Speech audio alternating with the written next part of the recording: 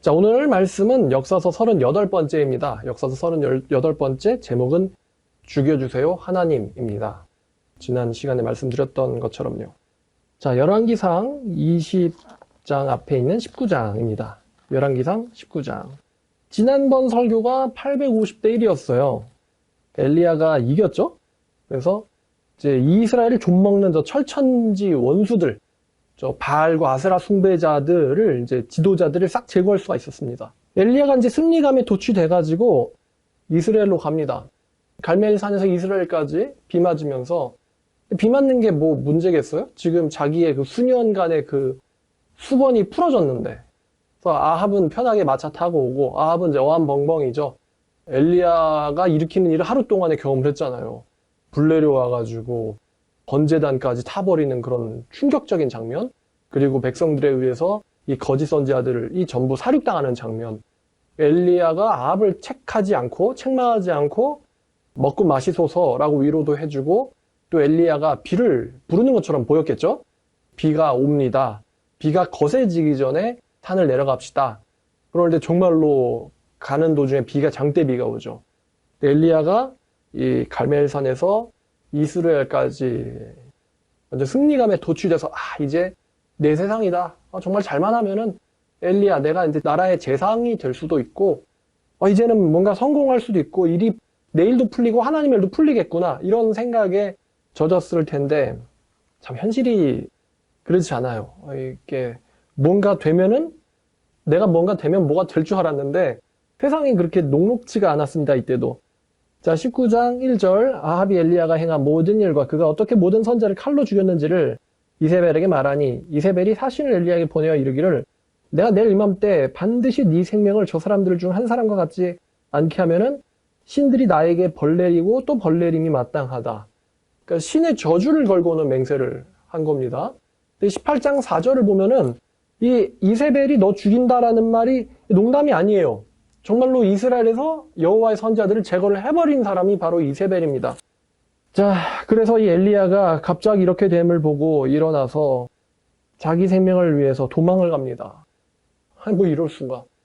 아니, 아합이 어떻게 얘기를 했길래, 뭐 이런 생각도 들었을 거예요. 아니, 아합도 봤잖아요. 도대체 왜 그런 이야기라는 걸 내두고 있는 걸까? 왜 그 사람 왕이에요? 왜 가만히 있는 거예요? 또 이스라엘 백성들은 뭐 하는 거예요? 이건 아니라고 여왕한테 가서 반대해야죠. 근데 현실은 어느 누구도 엘리야를 위해서 대신 싸워주는 사람이 없었어요. 엘리야가 그 구름이, 손바닥만한 구름이 옵니다라는 거를 이제 보러 7번을 올라갔던 사원을 데리고, 사원도 위험하고 엘리야도 위험하니까 도망을 가요. 자기 때문에 자기 부하도 위험해지는, 되게 불쌍하죠? 자, 도망을 갑니다. 그래서 자기 종은 이스라엘 최남단 쪽에 있는 이 브엘세바로 데려가요. 왜 브엘세바로 데려갔냐? 이스라엘 근처는 너무 위험하니까 도망간 거예요. 그리고 자기는 브엘세바도 위험해요. 이 이스라엘권에 있으면 안 돼요. 그래서 자기는 이 광야로 도망갑니다.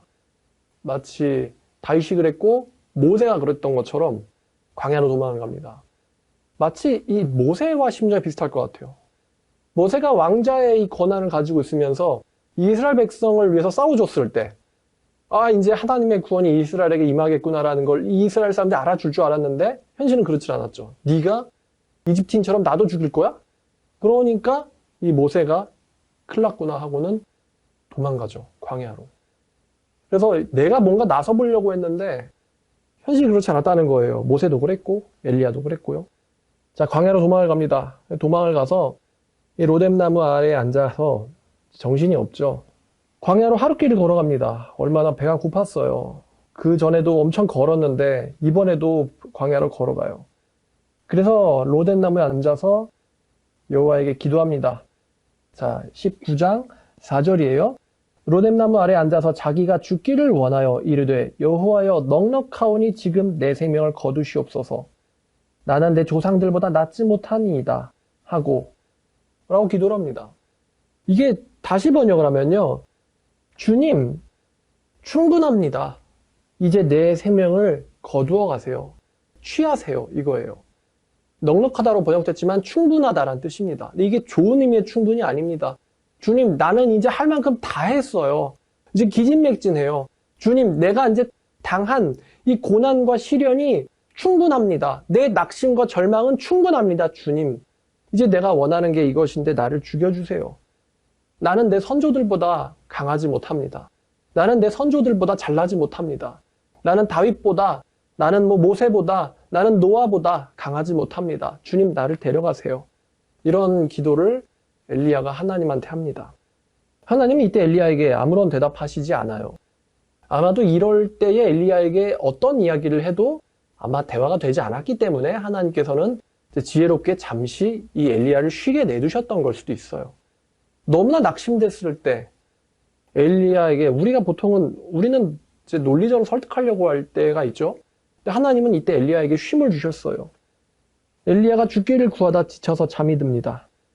잠이 들었는데 갑자기 이 천사가 나타나요.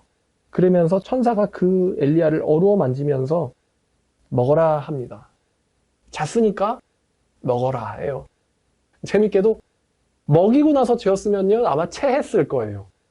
근데 이제 기진맥진하니까 잠부터 재우고 일어났을 때 허기를 채워주는 거예요. 하나님식 기분 전환이죠. 자, 거기에 숯불에 구운 떡과 한 병의 물이 있었습니다. 얼마나 꿀맛이었을까.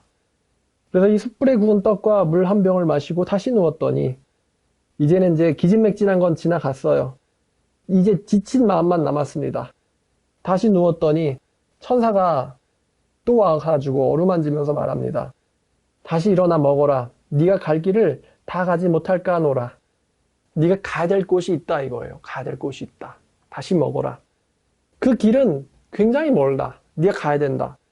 그래서 엘리야가 다시 일어나서 먹고 마시고 그 음식물의 힘을 의지하여 40주야를 가서 하나님의 산 호렙에 이르렀다라고 합니다. 자, 근데 이제 우리가 이 질문 한번 해봐야 돼요. 여러분, 엘리야가 왜 하나님한테 죽기를 원합니다라고 기도했을까요? 죽고 싶으면 뭐 하면 됩니까? 자살하면 되죠? 자살하면 돼요. 근데 엘리야가 왜 자살하지 않았을까? 자살이 죄라서? 제가 깨달은 만큼 또 보이는 거예요, 이 말씀이. 엘리야가 왜 하나님한테 자기의 생명을 취하세요라고 기도했을까? 가져가세요라고 기도했을까? 여기에 대해서 이제 두 가지 정도가 생각이 납니다. 뭐냐면 첫 번째는 인생, 이제 라이프, 내 생명을 취하세요거든요. 근데 제가 말씀드렸죠. 우리나라 사람들은 목숨과 인생을 분리합니다만 서양 사람들은 라이프가 목숨이 되고 또 라이프가 생활도 돼요. 인생도 되고 삶도 됩니다. 자, 엘리야가 하나님의 취하라고 요구했던 것은 자기의 라이프였어요. 자기의 생명이었어요. 자기의 인생이었어요. 그럼 왜 하나님한테 자기 생명을 가져가라고 엘리야가 요구했을까? 첫 번째는 엘리야에게 뭐가 있었냐면은 인생에 대한 정확한 이해가 있었다는 거예요. 무슨 말이냐면요. 여러분 인생, 라이프, 목숨을 뭐라고 생각합니까, 여러분은? 다시 한번 질문 드릴게요. 여러분에게 인생이나 목숨은 뭐라고 생각합니까? 하나밖에 없는 것. 이루면 안 되는 것. 보물 중에 보물. 이 세상 어떤 걸로 1조 원, 100조 원으로도 바꿀 수 없는 보물 중 보물. 여러분에게 인생은 뭐예요? 인생이란 것의 이 정의 혹은 가치, 인생의 목적은 어떻게 되나요? 대부분의 사람들에게 이 인생이라는 것은 어떤 보물보다도 귀한 탐욕 추구하기 위한 이런 걸 거예요. 탐욕을 추구하기 위해서 내가 행복하고 내 자신을 만족시키기 위해서 반드시 있어야 되는 기본적인 것 첫 번째, 바로 인생, 목숨. 제발 살려만 주세요. 살려만 주세요. 이렇게 얘기하죠. 근데 엘리야에게 있어서는 이 인생이라는 거, 목숨이라는 건 어떻게 이해가 됐냐면은 이 목숨이라는 건 자기의 욕망이나 아니면 보물을 얻고 싶어서 이 탐심을 추구하기 위한 기회나 시간이 아니었습니다. 애당초 그런 사람이었으면은 하나님의 말씀에 내 허락 없인 비도 안 내릴 거다 라는 말을 그 미친 이세벨과 아합 왕이 있는데 그런 말을 하지도 않았겠죠. 엘리야에게는 이 목숨과 인생이라는 것은 탐욕 추구를 위한 기회가 아니고 하나님의 명령을 수행하기 위한 기간이에요. 하나님의 명령, 하나님이 내려주신 하사하신 하명을 수행하기 위한 기간, 기회가 바로 이 목숨입니다. 엘리야에게는. 다시 말하면은 인간의 목숨이나 인간의 인생은 하나님한테 쓰임 받아야 되는 것이다 라는 거에 대한 정확한 이해가 이 엘리야에게 있었다는 것이죠. 목숨이란 하나님이 쓰시는 것이다. 다시요. 목숨이란 거에 대한 정의를 내리면, 인생의 정의를 내리면 하나님이 쓰시기 위한 것이다. 이게 인간의 목숨과 인생이라는 거에 대한 이해가 엘리야에게 있었어요. 그러니까 이제 충분합니다 라고 얘기를 한 거예요. 주님, 나는 이제 내가 당신에게 받은 일을 다 했습니다. 다 했습니다. 나는 이제 당신에게 주신 기간 동안 내가 당신에게 하명받은 일을 난 다 했습니다. 그런 의미예요. 충분합니다 라는 뜻은요. 다 했으니까 이렇게 얘기를 하는 거죠. 두 번째는, 이거는 뭐 누구나 알 것 같은데, 생명에 대한 정확한 이해죠. 생명은 내 것이 아니고 하나님이 주신 거예요.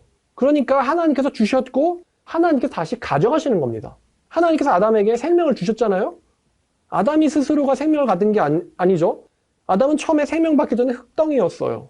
하나님이 아담을 빚으시고는 거기다가 숨을 불어넣으셨다. 그랬더니 살아있는 생명이 된지라 라고 성경은 말합니다. 그럼 그 숨은 누구한테서 나온 거죠? 바로 하나님에게서부터 나온 거예요. 즉 하나님이 생명을 주신 거예요. 그래서 당신이 줬으니까 당신이 가져가세요라는 거예요. 엘리야의 말은. 생명의 소유가 누구에게 있느냐? 생사 여탈권이 누구에게 있느냐? 아합도 이세벨도 나도 아니고 내 생명이라도 그거는 하나님에게 있다는 거예요. 그래서 당신이 줬으니까 당신이 가져가시라는 거예요. 이게 엘리야에게 있던 겁니다. 또 쉬고 싶다 이런 의미도 있겠죠. 주님, 이제 나 쉬고 싶어요. 자, 근데 하나님은 엘리야의 그 기도를 허락하지 않으셨습니다. 왜냐면은 엘리야의 기도는 이성적인 기도는 아니었어요. 그리고 엘리야가 이런 기도를 제정신으로 할 만큼 나약한 사람도 아닙니다. 엘리야는. 지금은 엘리야가 위로가 필요해요. 지금은 엘리야에게. 자, 그래서 천사를 보내서 떡과 물을 주고 가라고 하십니다. 그래서 엘리야가 하나님의 산 호렙에 갑니다. 하나님의 산 호렙이라는 것은 그 신의 산과 같은 곳이에요. 모세의 신의 산, 하나님의 산 호렙 같은 곳입니다. 근데 신의 산은 신의 반도에 있어서 신의 산이라는 이름이 붙어 있어요. 히브리어도 신의 산이고요. 자, 근데 호렙산이라고도 불리는데 이 호렙산은요, 제가 호렙이라는 말을 원어를 봤더니만 이게요, 카레브란 뜻인데 이 카레브라는 말은 황폐하다, 고적하다, 황량하다 이런 뜻입니다. 호렙산이라는 것은 그러니까 황량한 산 혹은 고적한 산, 영어로는 desolate거든요. 그래서 황량한 산 혹은 뭐 황폐한 산, 아마 이제 황폐란 단어보다는 황량이라는 말이 좋겠죠. 인간에 의해서 황폐하게 되었다. 이건 좀 자연스럽지만 원래부터가 황량한 곳이었으니까요. 호렙은. 근데 여기가 어디냐, 이거는 이제 뭐 이렇게 학자들이 의견이 둘로 갈려 있어요. 첫 번째가 이집트에 있는 제벨 무사고 두 번째가 사우디아라비아에 있는 제벨 알드르주 산이거든요. 근데 제벨 무사가 여태까지 정통 이제 지지를 받고 있었는데 그 김승학이라는 분이 사우디아라비아의 주치의가 돼가지고 거기를 탐방을 하면서 온갖 성지라고 할 곳을 다 그냥 알아내버린 거예요. 이분 주장은 이제 자발 알드르주인데 제 생각에도 이 자발 알드르주가 맞지 않나라는 생각이 들어요. 왜냐하면 이집트의 제벨 무사는 이스라엘 사람들이 찾아봤는데 거기에는 신의 산이 있다라는 어떤 증거가 나오질 못했습니다. 사우디아라비아 같은 경우는 나라를 꽁꽁 잠궈놔가지고 이런 성지를, 순례를 이방인들이 못하게 돼 있어요. 근데 이제 김상학 씨는 이 왕실 주치의라서 가능했던 거죠. 가끔씩은 이 한 명이 굉장한 발견을 할 때도 있는 것 같습니다.